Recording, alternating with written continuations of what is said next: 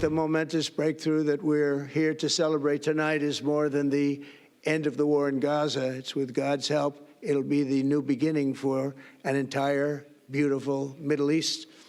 From this moment forward, we can build a region that's strong and stable and prosperous and united in rejecting the path of terror once and for all. I've read it many times that World War III will begin in the Middle East. It's not going to happen. That's not going to happen. And there won't be World War III, hopefully at all, but it's not going to start in the Middle East.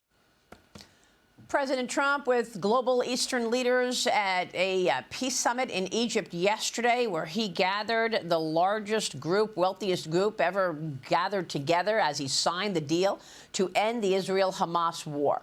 He officially called the war is over. The president arrived back in the U.S. at the White House earlier this morning after that historic couple of days. Negotiators expected to immediately begin work on phase 2 of the plan, including the full disarmament of Hamas and the return of the remaining deceased hostages.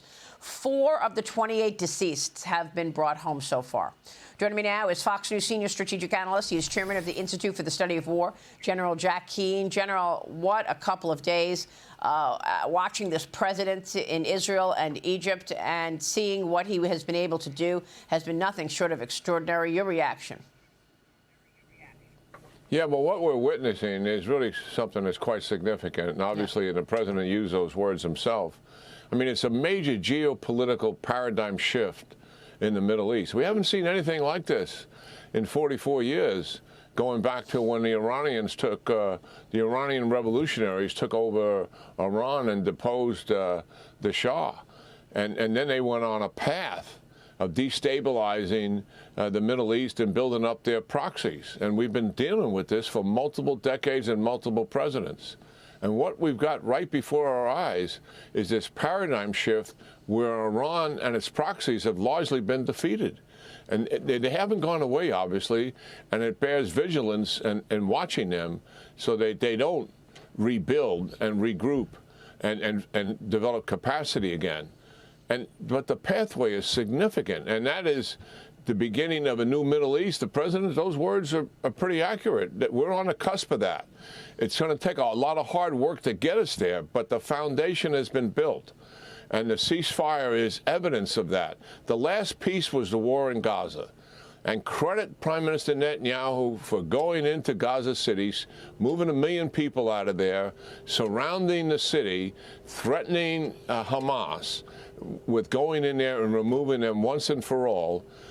That military pressure combined with the Trump organized diplomatic pressure, and by the way, President Trump supported Netanyahu fully in that military campaign when many were opposed, and then the diplomatic pressure organized by the president, and this was Egypt, Qatar, and Turkey putting pressure on Hamas because they were backers, fully backers in the case of Turkey, partial backers in the case of Egypt and the Qataris, and taking away what? Their political support for Hamas and their financial support. And that left Hamas completely isolated then, surrounded militarily by the IDF and isolated politically and financially by their supporters. That brought them to the table to make a deal and accept the terms that were in front of them. Now, a lot of hard work here. Hamas is in charge providing the police force, and they're under arms in Gaza as we speak right now. The reality is they don't want to disarm. The objective is for them to disarm.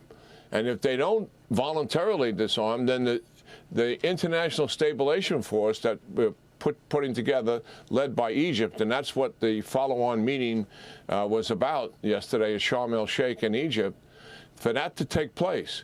But that's challenging in itself. Yeah. You know, and you've documented it here on your show, peace enforcement operations normally don't work very well. And that's a challenge here if Hamas doesn't want to disarm. And that would bring Israel back into the play, under arms once again, to force their disarmament. And that, and President Trump has backed that if Hamas doesn't do this. So there's work ahead here. It's going to take tough work to do. But listen, what's going on here, this isn't between the United States and a couple of nations dealing with the reality of Iran and its proxies no longer. We saw what took place there. People are fed up with what Iran and its proxies have done to destabilize the Middle East and affect the global economy. Yeah. And that's why the presidents, not only are the regional leaders, but the leaders from around the world, Southeast Asia, Europe, etc. Everybody wants this to work. So the momentum that's been achieved here gives us some real hope, but a lot of work ahead as well. Which is also why the president went beyond just talking about Hamas and asked about a possible Iran deal. Watch this. President Trump, in Israel just now, you were talking about a possible Iran peace deal. You said, we are ready when you are. Is that the ultimate goal with today's signing, to get enough? Not Iran, but I think Iran will come along. They've been battered and bruised, and you know they need some help. They have big sanctions, as you know, tremendous sanctions. I'd love to take the sanctions off when they're ready to talk, but they can't really survive with those sanctions. And frankly, if we didn't hit them with the nuclear, I don't think you would have been able to have this incredible, this deal, this once-in-a-lifetime deal. Nobody's ever seen anything like what's happening today. And countries have all come together. General, what about that? Any expectations of progress on a potential deal with Iran, a larger deal here? With this regime, what we've seen so far, and obviously we're watching them very, very closely, is the signs are they really want to go back to what they had before. They want to rebuild their missile program. They want to rebuild their nuclear program. They haven't made the decision to execute that. But we know that's their intent. China's going to give them air defense systems. The hardliners are still in charge. They want to rebuild their proxies. So I think what we have to do and realize that's the reality that we're dealing with. Iran right now that doesn't want to make any deal. They want to rebuild themselves back to the position they had before, which is a position of significant influence in the Middle East. That's what they want. So we have to, I think, apply as much pressure on them economically as we can right now. And that's and I think it's going to take a new regime to make the kind of deal the president is really talking about. And of course, China is watching this. Russia is watching this. He'll have Zelensky at the White House on Friday. But you've got to believe this success in the Middle East has done something to move our adversaries as well, right? Real quick, sir. Oh, yeah, absolutely.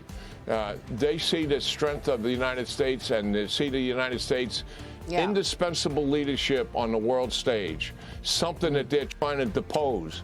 And President Trump has strengthened it right in front of their eyes. Yes. Absolutely. All of that is good news. Good to see you, sir. Thank you. General Jack Keane, always a pleasure. We'll be right back.